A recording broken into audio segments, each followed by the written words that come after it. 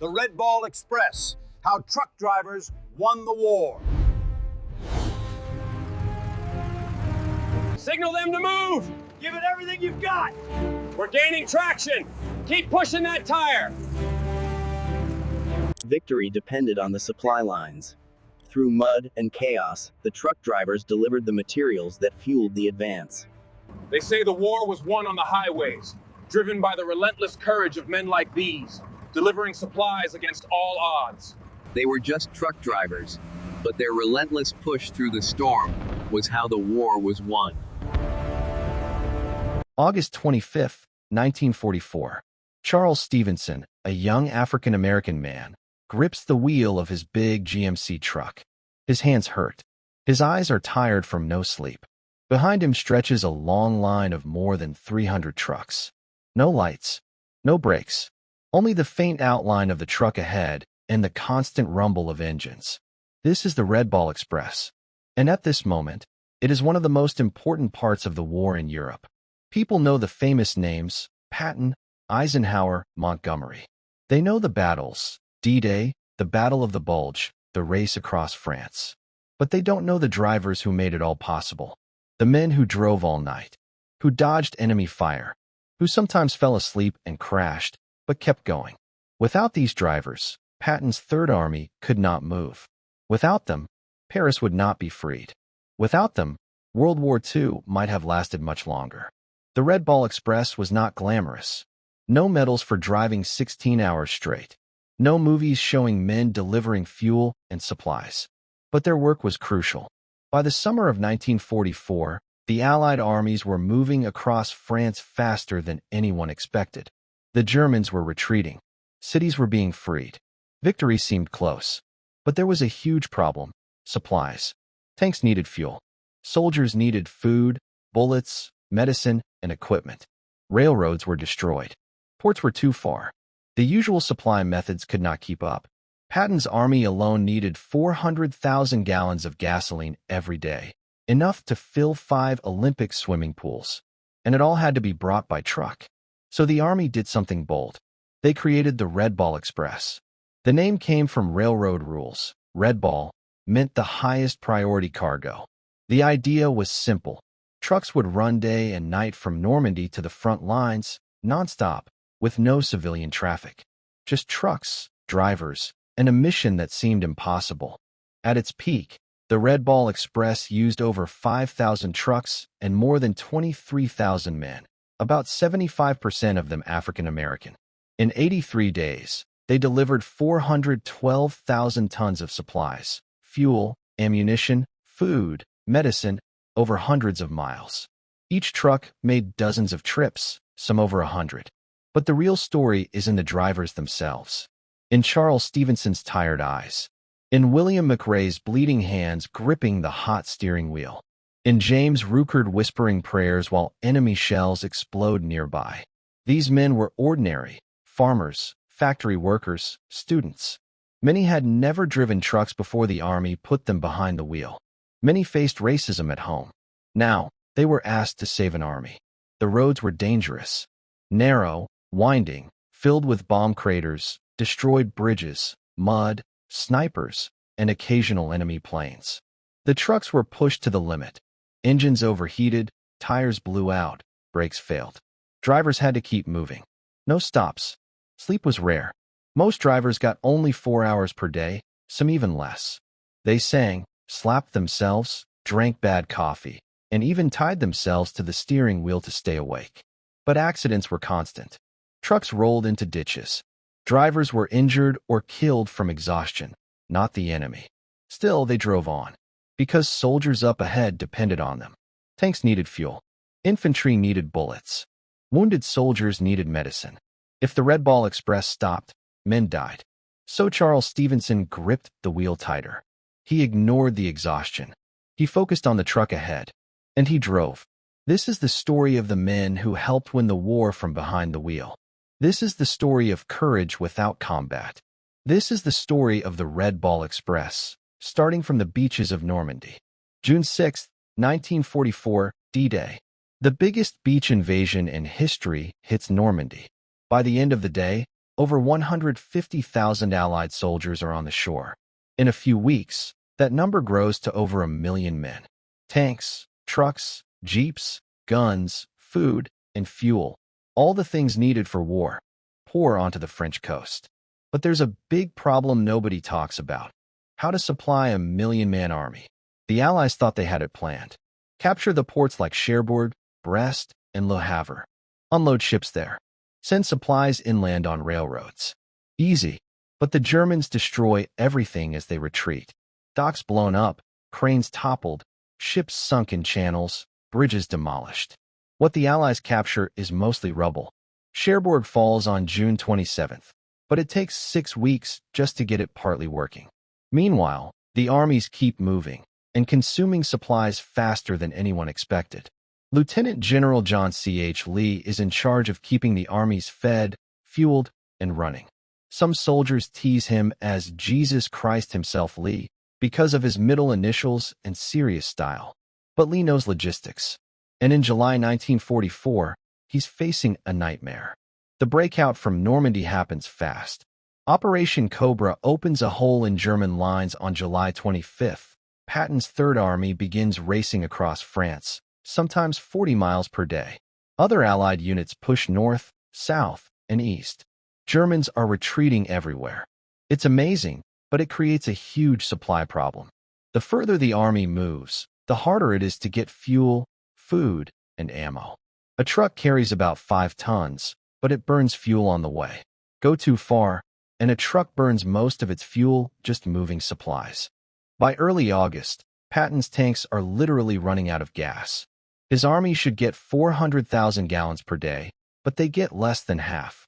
Ammo and food are running low. The fastest, most successful army of the war might stop because of fuel. Patton writes in his diary, "We have the greatest chance to win the war. We can go without much supply other than gas and ammunition." But there is no gas. Eisenhower faces a hard choice. Multiple armies are pushing into France, but the supply network cannot support all of them. Someone has to wait. Patton explodes with anger. "I'll fight until my tanks run dry," he says, "then I'll get out and walk." But walking won't win the war. This is when Lee proposes the Red Ball Express. The idea, from Major Gordon H. Gravel, is simple. Use every available truck, dedicate certain highways for supply convoys only, run 24 hours a day, and move supplies as fast as possible. No normal rules. No delays. The name Red Ball signals highest priority, move it now. On August 25, 1944, the Red Ball Express officially begins. Trucks start at supply depots near Normandy, Cherbourg, and the Mulberry harbors. One highway is for loaded trucks going forward, another for empty trucks returning. No civilians allowed. No stops except for breakdowns. The Army uses GMC deuce and a half trucks. Basic, tough, reliable. Not comfortable, but built to last. Now they need drivers. Thousands. Fast. Many white soldiers are already in combat or technical jobs. The Army turns to African American troops, who are trained in transportation and support roles. In 1944, the U.S. Army is still segregated. Black soldiers face discrimination and are kept from fighting on the front lines. But here, that means there are trained drivers ready. Units like the 3,696th, 4,039th, and 514th truck companies are mobilized. Charles Stevenson, 23, from Georgia, gets his orders. A son of a sharecropper, he left home to escape poverty and discrimination. Now he's handed the keys to a truck full of gasoline and told to drive through the night, sometimes near the German border. He doesn't complain. None of the drivers do. They know American soldiers ahead need their supplies, and color doesn't matter when a truck arrives with gas, food, or ammo. On the first night, over 100 trucks leave Normandy. No lights, no radios, only the sound of engines and diesel. By dawn, they deliver over 500 tons of supplies. Not enough, but they do it again. And again, the Red Ball Express is rolling, and nothing will stop it. Private William McRae has been driving for 14 hours straight. His back aches. His shoulders are stiff. His hands are blistered and bleeding where the steering wheel rubbed the skin raw. The August heat is suffocating inside the cab, and sweat drips into his eyes, stinging and blurring his vision. But he keeps driving. Behind him, the truck bed carries 5 tons of ammunition, artillery shells, mortar rounds, rifle cartridges. One wrong move, one crash, and it could all explode in an instant. He tries not to think about it. Ahead, somewhere in the darkness, is another truck. He can barely see it. The Army ordered trucks to drive without headlights after dark to avoid German aircraft. So McCrae drives by the faint shadow of the vehicle ahead, by memory of the road from previous trips, and by instinct. When the truck ahead disappears around a curve, McCrae holds his breath until he sees it again. This is what the Red Ball Express really is. Not numbers, not strategy, not plans, but men like William McCrae, pushing themselves beyond human limits because there is no other choice. The drivers come from everywhere. From cotton fields in Mississippi, factories in Detroit, coal mines in West Virginia, and docks in New Orleans. Most are African American, assigned to transportation units because the segregated army will not let them fight alongside white soldiers. Some are as young as 18. Some are in their 40s. Fathers, sons, husbands, brothers. Before the war, they were farmers, mechanics, factory workers, and students. Many had never driven anything larger than a pickup truck. Now they handled 2.5-ton trucks loaded with 5 tons of cargo, driving on bombed-out roads, in total darkness, going days without sleep. Training is minimal. The Army teaches basic vehicle operation, convoy rules, and map reading. Then they're handed the keys. Drive. Learn as you go. Survive if you can. Private James Ruckert remembers his first night on the Red Ball. They lined us up, about 50 trucks. Nobody told us much. Just follow the truck ahead. Don't stop. Don't turn on your lights. Don't fall behind. Then we started moving. I was shaking so bad I could barely hold the wheel. It was pitch black. I couldn't see anything but a little shadow ahead of me. I thought I was going to die, not from Germans, but from driving off a cliff I couldn't see.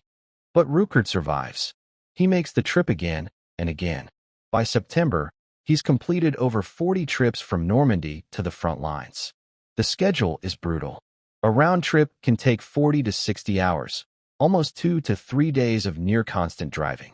When they reach the forward depots, they're supposed to rest, but there's never enough time. Trucks must be reloaded immediately. Sleep becomes something stolen in 15-minute increments, slumped over the steering wheel while mechanics refuel the truck. Corporal Robert Spears recalls, "I learned to sleep standing up. I learned to eat while driving. I learned to pee into a ration can without stopping the truck. You do what you have to do. If you stop too long, a soldier up ahead runs out of bullets and dies. So you keep moving." The physical toll is immediate. Within a week, dozens of drivers are hospitalized for exhaustion. Others suffer dehydration, heat stroke, and stress-related illnesses. Constant driving causes nerve damage, chronic back problems, and strained eyes. The mental toll is just as bad. These men aren't in combat. They're in support roles, considered safe. But the Red Ball isn't safe. The roads are deadly. French highways are narrow and bombed out. German artillery shells strike without warning. Luftwaffe fighters occasionally strafe the convoys. Snipers hide in the woods, taking aim at drivers. And then there are accidents. On the night of August 29th, a convoy in heavy rain near Le Mans loses control. The lead truck slides off a muddy curve into a ditch. The second truck crashes into it. The third follows. Within seconds, 12 trucks are tangled, cargo spilled. 3 drivers die. 7 are injured. The next morning, engineers push the wrecks aside, and the convoys keep moving. There's a grim mathematics to the Red Ball Express. The Army calculates how many tons of supplies must move each day to keep the war going. They know some trucks will break down, some drivers will be lost. These men are considered expendable resources, and they know it. Private Horace Evans writes home, "Mama, I can't tell you where I am or what I'm doing. But I'm okay. We're doing important work. Real important. I'm tired all the time. My hands hurt. I haven't slept more than 4 hours in weeks. But I'm alive, and I'm helping win this war. That counts for something. Racism doesn't disappear. White officers command most units and often bring prejudice. Drivers are punished harshly for minor mistakes. Missing supplies are blamed on black soldiers. Some towns in France refuse to serve them. Even in the military, segregation continues. White troops get better food, better equipment, and better rest. But the Red Ball drivers form their own culture and pride. They paint slogans on their trucks. The Red Ball Express, we deliver. Hitler's headache. Patton's gas station. They have a code. If a truck breaks down, help it, even if it means being late. If a driver is hurt, get him medical attention first, mission second. They watch out for each other because no one else will. Sergeant Roosevelt Bradley becomes a legend. A 38-year-old mechanic from Alabama. He can fix almost anything. Broken trucks? Bradley improvises. Wire coat hangers, chewing gum, prayer. Hot wire ignitions if keys are lost.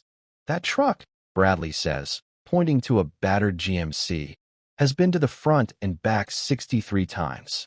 The engine should have died 40 trips ago, but she keeps running. Why? Because we need her to. Simple as that.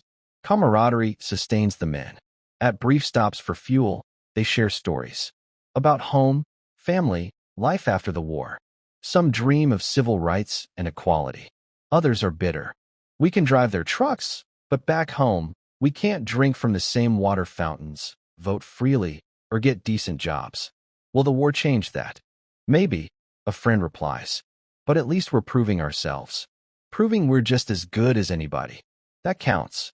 By September, the Red Ball Express moves over 12,000 tons of supplies per day. Trucks leave Normandy depots every few minutes, forming an endless stream of engines heading east. Military police direct traffic at intersections like a busy city. William McRae reaches a forward depot at 3 a.m., 16 hours of driving behind him. His hands shake as he climbs down. A corporal points him to a tent for food and sleep. He doesn't make it. He collapses in the grass beside his truck and falls asleep immediately, too tired even to care about the rain falling. 3 hours later, someone shakes him awake. Time to roll, driver. We're loading you for the return trip.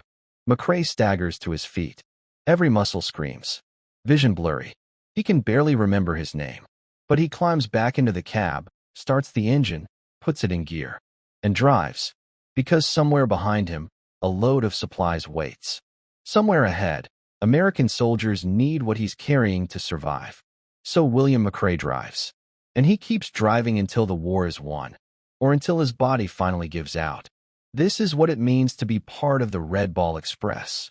Ordinary men performing extraordinary feats, delivering victory 1 mile at a time. The highway between Chartres and Le Mans is officially called Route Nationale 23. On Red Ball Express maps, it's simply Highway Red Ball 1. But to the drivers, it's called Hell's Highway. August 30th, 1944. Private Eddie McRae is 40 miles into his journey when the left front tire of his truck explodes. The bang is like a gunshot, sharp, sudden, terrifying. The truck lurches violently to the left. Sparks fly as the rim scrapes the pavement. McRae fights the wheel, trying to keep the truck from rolling. He manages to pull onto the shoulder. Behind him, the convoy keeps moving, a river of trucks that cannot stop. Within seconds, he's alone on the dark highway, 5 tons of artillery shells in the back. This is every Red Ball driver's nightmare. The roads of France in 1944 are death traps. Before the war, they were simple two-lane highways. 4 years of German occupation and 2 months of fighting have turned them into bomb-cratered, tank-torn, mud-choked hazards. Engineers are busy clearing towns, rebuilding bridges, and repairing railroads. The highways are left to crumble under thousands of trucks driving day and night. McRae climbs down to inspect the damage. The tire isn't just flat, it's shredded by a piece of shrapnel. He has to change it alone, in the dark, on a highway where German fighters sometimes strafe traffic. He wrestles the spare tire from under the truck, rolls it to the front, and positions the jack. Every creak of the truck makes him tense. One mistake could crush him. Inch by inch, he lifts the truck, replaces the tire, and gets the vehicle rolling again. Then he realizes he's lost the convoy. They're gone, somewhere in the darkness. Protocol says to wait for the next convoy, but McCrae knows Patton's tanks need fuel now. So he drives alone. Into the night. This happens every night. Trucks get separated from convoys. Drivers push on alone, refusing to delay their cargo. These lone vehicles, grinding through darkness, are haunting reminders of the human effort behind the war. But the roads are more than just damaged pavement. They are active war zones. Front lines in August and September 1944 are shifting. What is friendly territory in the morning might be German held by evening. Small groups of German troops hide in forests along the highways, ambushing convoys. September 3rd, a convoy near Reims is ambushed. Machine guns tear through the trucks. Drivers scramble for cover. 3 men die before American infantry arrives to clear the area. The army adds armed guards, but there aren't enough. Ambushes continue. Weather adds another challenge. Storms turn dirt shoulders into mud pits. Rain reduces visibility. Trucks skid, slide, or hydroplane. Drivers grip the wheel with white knuckles, knowing one mistake could send them off the road. And then there's fatigue. By early September, drivers have been pushing themselves beyond human limits for weeks. Most have slept fewer than 4 hours per day for over 2 weeks. Doctors report exhaustion neurosis, where body and mind begin to shut down. Drivers start hallucinating. They see German soldiers that aren't there, obstacles that vanish, trucks that seem to disappear. Depth perception fails. Reaction slow. Some fall into micro-sleeps, eyes closing for seconds, their trucks drifting across lanes until they jerk awake. Corporal Daniel Mason recalls, "I was driving one night and saw a whole building in the middle of the road. I slammed on the brakes, turned the wheel, screaming. Then I blinked, it was gone. Just the road. I sat shaking for 5 minutes, thinking I was losing my mind." Accidents multiply. September 8th, a driver falls asleep, crosses the center line, and hits another truck loaded with gasoline. Both explode. Both drivers die. September 11th, a truck tumbles 300 feet down a mountain road. The driver's body isn't recovered for 2 days. September 14th, at a rest stop, one driver climbs into his truck bed to sleep. Another backs up without seeing him. He's crushed. The Army begins tracking casualties. By mid-September, over 100 Red Ball drivers have died, not from combat, but from accidents, exhaustion, and dangerous roads. For every driver killed, 3 more are seriously injured.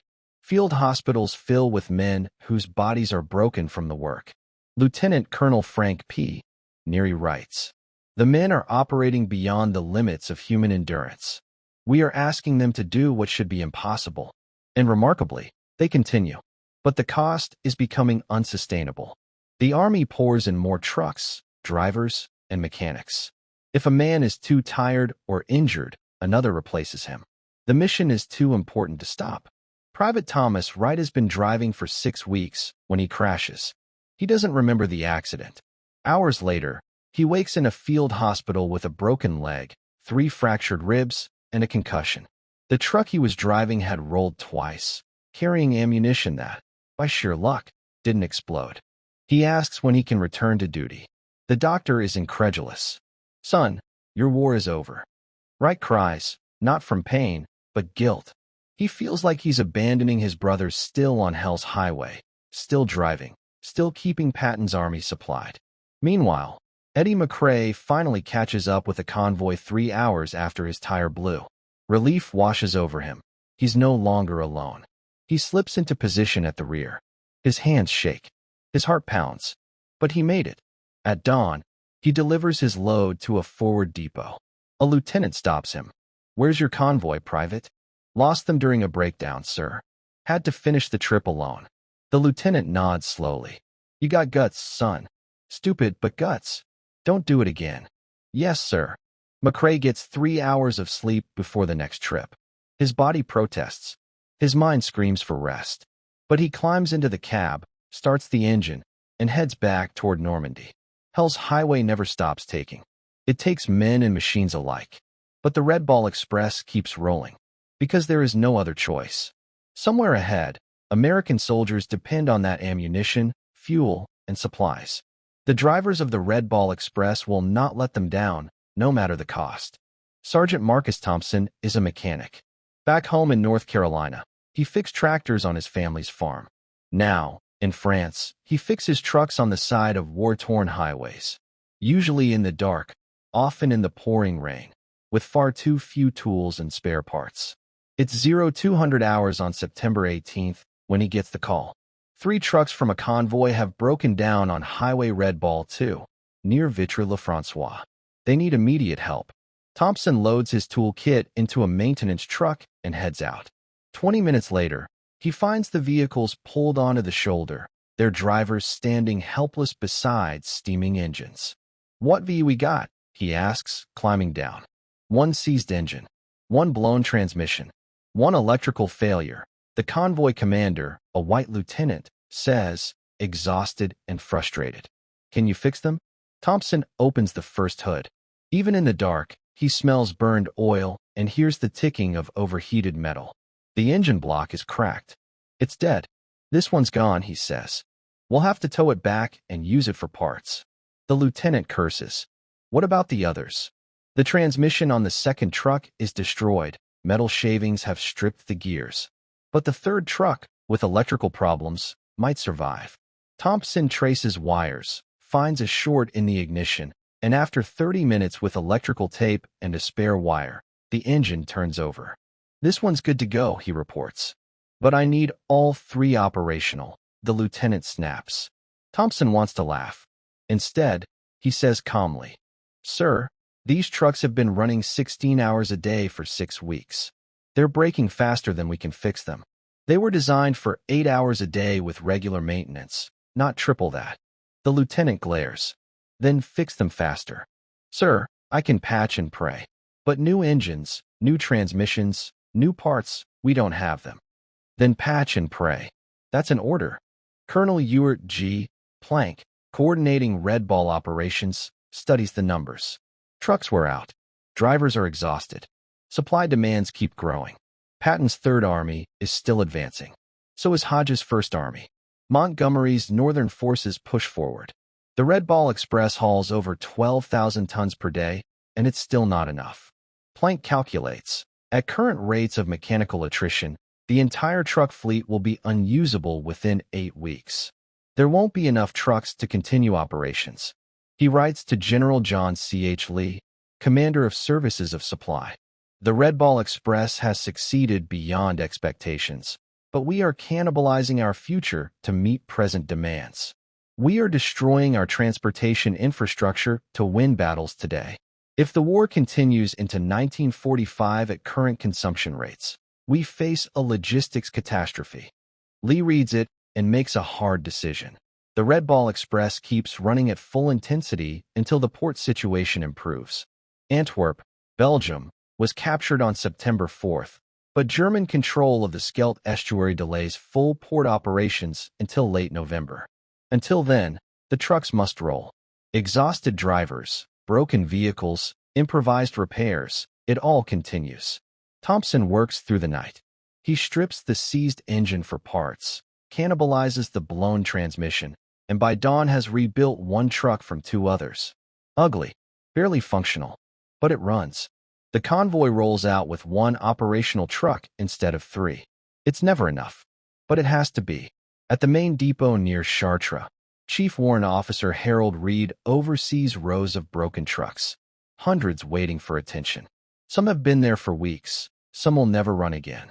He walks the rows, making notes, prioritizing repairs. A young mechanic reports, "Sir, 50 new trucks are arriving from the port." "Good. How many did we lose yesterday?" Reed asks. 72. 38 beyond repair. 23 accidents. 11 destroyed by enemy action. Reed nods grimly. The math is brutal. 50 new trucks, 72 lost. "Get those new trucks into service immediately," he orders. "Strip parts from the worst wrecks. Engines and brakes first. I don't care if the trucks have dents or missing doors. If they run, get them on the road." He lights a cigarette and stares at the rows of broken trucks. Drivers push themselves to exhaustion. Mechanics work 20-hour days. An entire logistics operation is held together by determination and improvisation. He thinks about what happens if it collapses, if the trucks stop, if supplies stop, if Patton's tanks run dry. The Germans could regroup, rebuild defenses, and extend the war by months or years.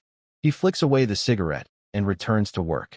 Somewhere on Highway Red Ball 1, Marcus Thompson is already fixing another broken truck. Hands black with grease, back aching, eyes burning from sleep deprivation. He patches fuel lines with tape and prayer, coaxing life from engines that should be dead. He performs mechanical miracles because the mission demands it. Tomorrow, he'll do it all over again. Because on the Red Ball Express, there is one rule that never changes. The trucks must roll, even when everything says they can't. September 25, 1944. Private Johnny Williams doesn't wake up when his convoy commander shakes his shoulder. He doesn't respond when someone slaps his face. He doesn't move even when they pour cold water over him. He is breathing. His heart is beating, but he won't wake up. The medics call it an exhaustion coma. His body has shut down, protecting itself the only way it knows how. Johnny has been driving for 18 days straight, sleeping only about 3 hours a night. His mind and body have finally said, enough, and turned off. They load him into an ambulance and take him to a field hospital. For 36 hours, he sleeps without waking. When he finally does, he doesn't remember the last week of his life. Doctors tell him he's being sent to a rear area hospital to recover. He will never drive the Red Ball again. Williams cries, not from relief, from guilt. This is the human cost of the Red Ball Express. Not just measured in those killed or injured, though there are plenty of both, but in broken men, shattered nerves, bodies pushed past their limits until something fundamental gives out. By late September, over 200 drivers have been medically evacuated due to exhaustion and stress-related conditions. Hundreds more are functioning on the edge of collapse, kept together only by willpower and duty. Captain Robert Johnson, a medical officer, examines drivers at a rest station and is horrified. These men show symptoms of combat fatigue, he writes in his report. Tremors, anxiety, inability to sleep even when given the chance. Flashbacks, hypervigilance. They haven't fought in combat, but their bodies cannot tell the difference. The constant stress, the lack of sleep, the fear of accidents, the knowledge that failure could kill soldiers in the front lines. It is destroying them. The Army has no solution. The mission is too important. Supplies must reach the front. Drivers must keep moving, keep risking everything. Some men crack spectacularly. Private Leonard Hayes is found wandering beside his truck in the middle of the night, screaming at invisible enemies. Private Walter Jackson breaks down crying for 2 hours during a routine delivery. Corporal David Mills attacks an officer who questions why his convoy is late, months of frustration exploding into violence. All three are quietly reassigned. Officially, they are transferred to rear area duties. Unofficially, they are men who broke under pressure no human should bear. But most drivers do not break. They endure. They adapt. They find ways to survive mentally and emotionally in a situation that would crush most people. Some take benzodrine tablets, go pills issued to bomber crews to stay awake. They work, keeping the drivers alert for hours. But the pills burn through the body's reserves, create dependency, and cause crashes when they wear off.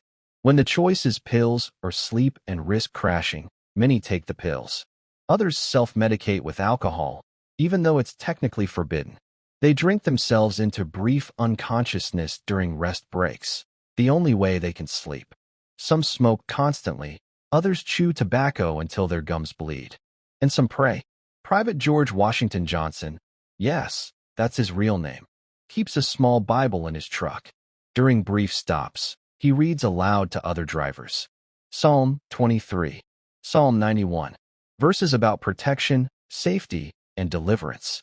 Exhausted men gather around, finding comfort in familiar words. The Lord is my shepherd, Johnson reads, voice steady despite exhaustion. I shall not want. He mocketh me to lie down in green pastures. Private Eddie Harris mutters, I'd settle for any pasture, green or brown. just somewhere I can lie down for 8 hours straight. Nervous laughter ripples through the group. Dark humor, but it helps. Chaplains try to help too. Father Thomas McCarthy, a Catholic priest from Boston, drives the routes in a Jeep. He stops at supply depots to offer Mass, hear confessions, write letters for illiterate drivers, and sit with men who need to talk. He prays over drivers killed in accidents. These men are heroes, Father McCarthy writes home. They may not carry rifles, but they're sacrificing as much as any combat soldier. More, perhaps, because their sacrifice is invisible. Nobody sees it. Nobody writes about it. Without them, this war stops. I pray that someday, someone remembers what they did. Racial discrimination adds another layer of pain. Most Red Ball drivers are black men in a segregated army. They face prejudice even as they perform critical work. They drive through French towns where white soldiers are celebrated as liberators, while black drivers cannot eat in the same restaurants.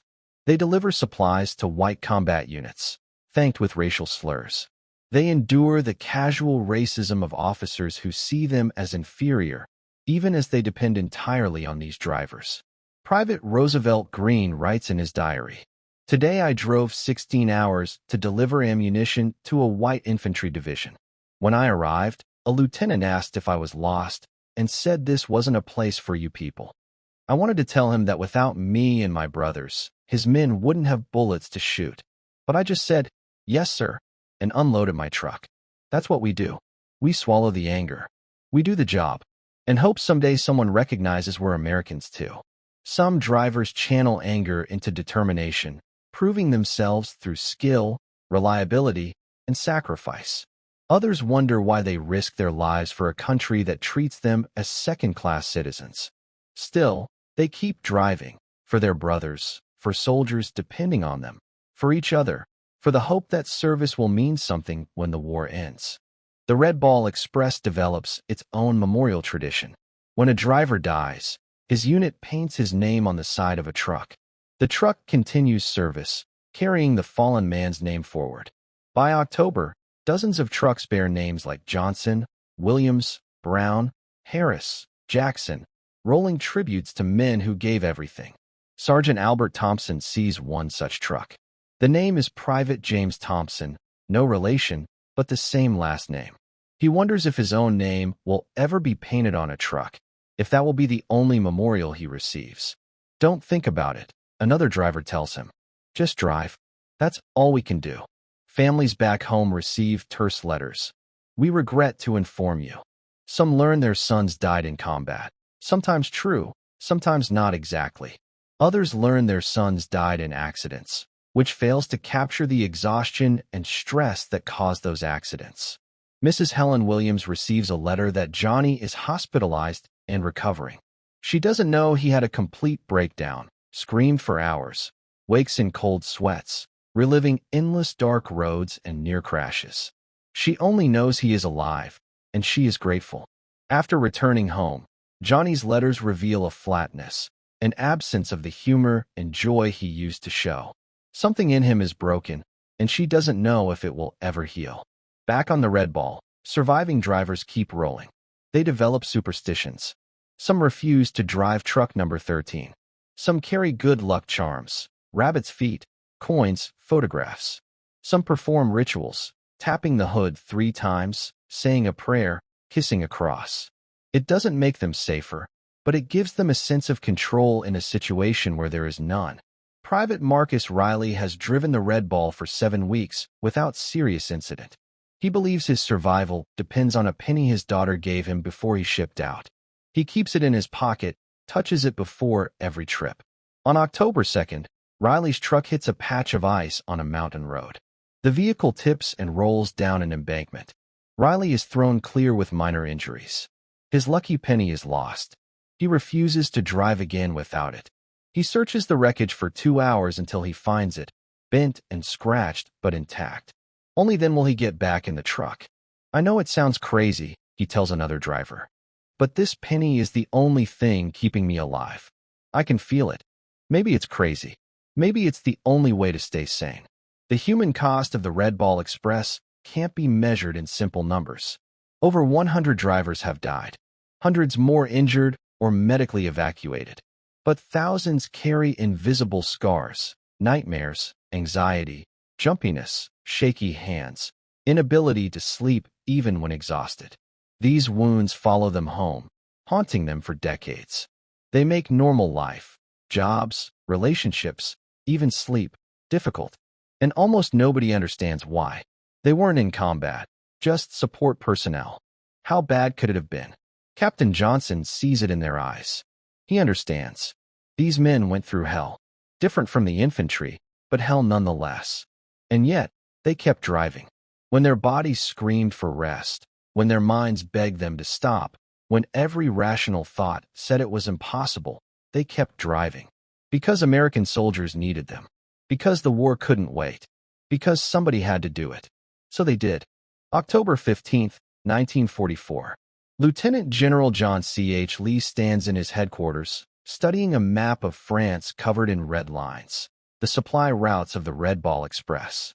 For 11 weeks, those routes have kept the Allied armies moving, delivering fuel, ammunition, and food across France. Now, he is about to order them closed. Not because they failed, because they worked.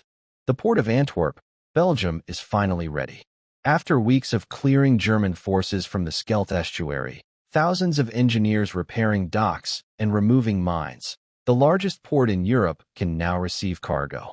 Antwerp is 300 miles closer to the front lines than Normandy, making long Red Ball convoys unnecessary. The Red Ball Express bought the time needed. Patton's Third Army has pushed across France. The Germans are retreating. The momentum from D-Day is still strong. And it was kept alive by thousands of drivers, many of them black men, hauling supplies under impossible conditions, driving day and night when textbooks said it couldn't be done. Lee issues the order. The Red Ball Express will officially cease operations on November 16th.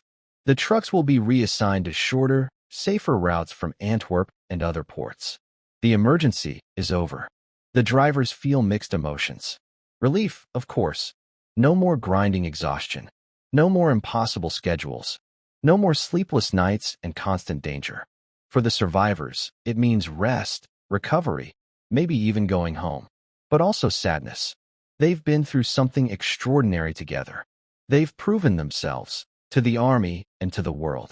They've shown that black men can achieve the impossible when given a chance. They've carried the weight of an entire Allied offensive on their shoulders. And now it's ending. Private Charles Stevenson, who gripped his wheel on that first night in August, drives his final Red Ball run on November 15th. It's a routine trip, pick up ammunition in Normandy, deliver it to a depot near Verdun, then return empty.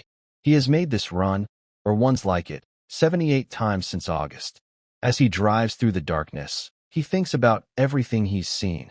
The roads, the accidents, the men who didn't make it, the exhaustion that felt like drowning, the moments of terror when artillery fell near the highway or when his truck skidded toward a cliff. He remembers the brotherhood, drivers who stopped to help when his truck broke down, mechanics who worked miracles, quiet conversations at brief rest stops, shared suffering that created bonds stronger than steel. He thinks about what comes next. Will anyone remember this? Will anyone care that thousands of black men drove through hell to win a war? Or will they return home to the same discrimination, the same lack of opportunity, the same second-class citizenship? Stevenson makes his final delivery, unloads his truck, and begins the return trip. As he drives past the sign marking the end of the Red Ball route, tears fill his eyes. He isn't sure if they are tears of relief or sorrow. Maybe both. The numbers are staggering. From August 25th to November 16th, 1,944, 83 days of operation. The Red Ball hauled 412,000 tons of supplies. That's over 6,000 tons per day. The trucks made an estimated 132,000 round trips, consuming over 300,000 gallons of fuel per day just to deliver fuel to the front. The human cost is staggering too. 137 drivers died in accidents. 84 were killed by enemy action. Over 600 were seriously injured. Hundreds more were medically evacuated for exhaustion or stress. Thousands carry scars that will show years later. But the military result is clear. The Red Ball Express worked. It kept Patton's Third Army moving, maintained the momentum that broke German resistance, and shortened the war.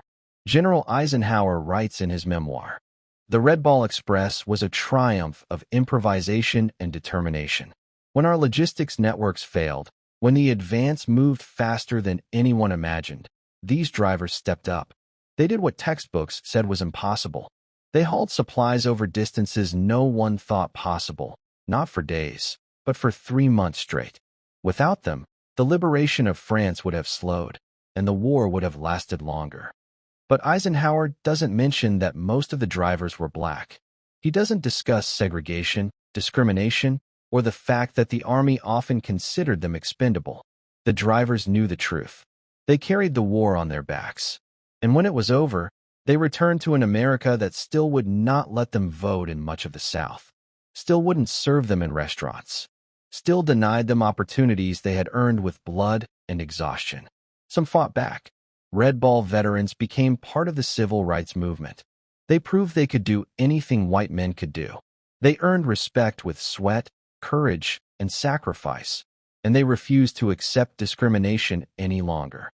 Private Roosevelt Greene, who had swallowed his anger to do his job, became an activist after the war.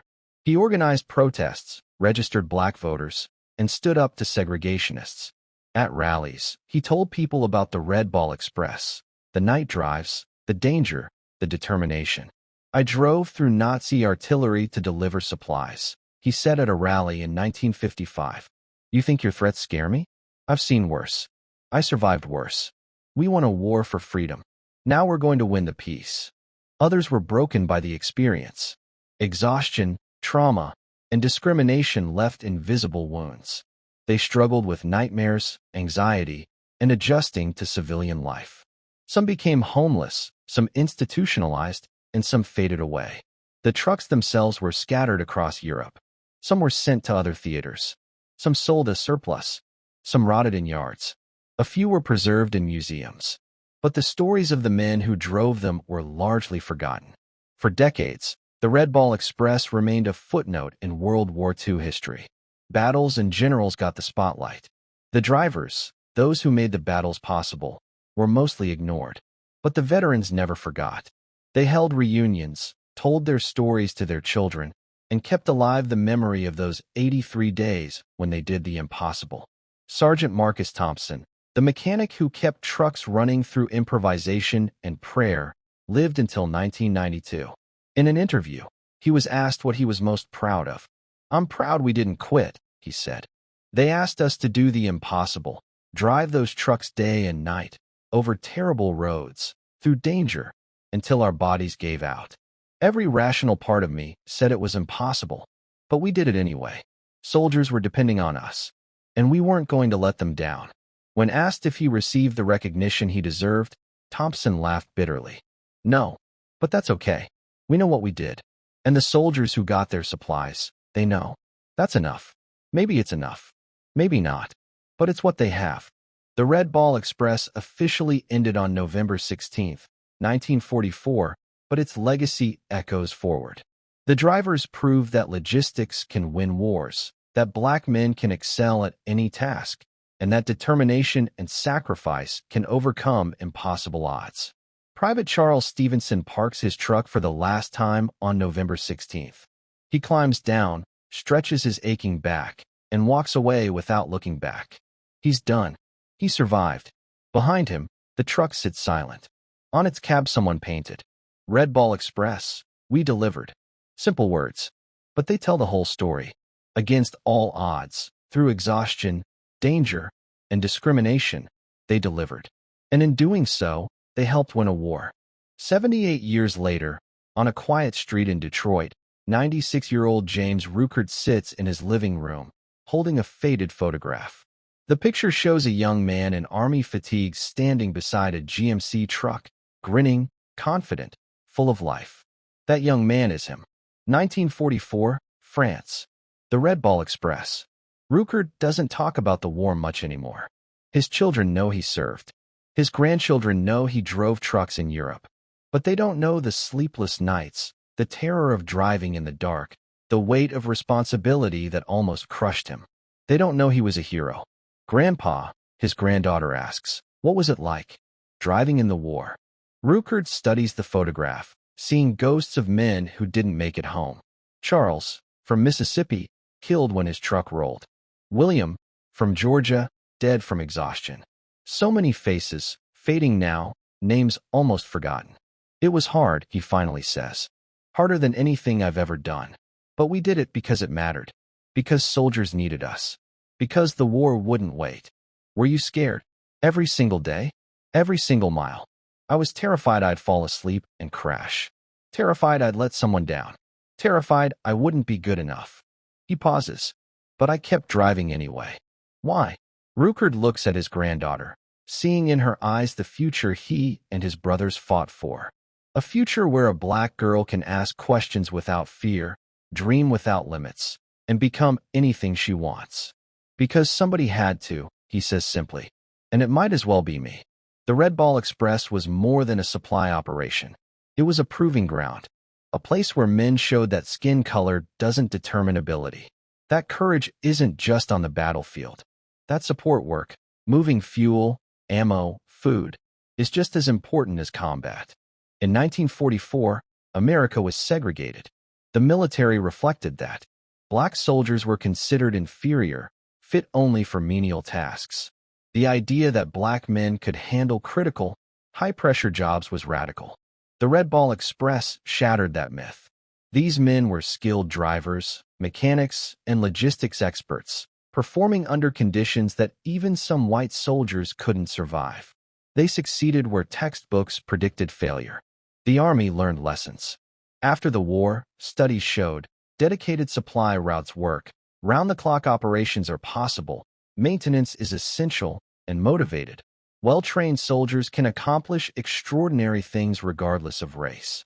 But racial integration took time. The military didn't fully integrate until 1948, when President Truman issued Executive Order 9981. Red Ball veterans could have told them integration would work. They proved it in the mud and darkness of France. The legacy of the Red Ball Express goes beyond military logistics. Veterans returned home changed. They'd served with distinction and refused to accept second-class citizenship. Many became active in the civil rights movement. They'd faced artillery fire, extreme exhaustion, and danger that would have broken most men. Standing up to segregationists was nothing compared to what they survived in France. At protests, sit-ins, voter registration drives, and freedom rides, you could find Red Ball veterans. Older men, calm and unafraid. They had faced fear and hardship before. They knew courage. The Red Ball Express also changed military logistics forever. Before World War II, armies moved at the pace of railroads. Supply depots were fixed. Logistics was slow and planned. The Red Ball proved that mobility matters. Trucks could replace trains for shorter distances. Dedicated supply routes could move huge amounts of material fast. Flexibility and improvisation could overcome careful planning. Modern military logistics owes much to the lessons of the Red Ball Express. The U.S. military's ability to deploy and sustain forces worldwide traces back to those 83 days in France, when drivers proved that determination could overcome distance and danger.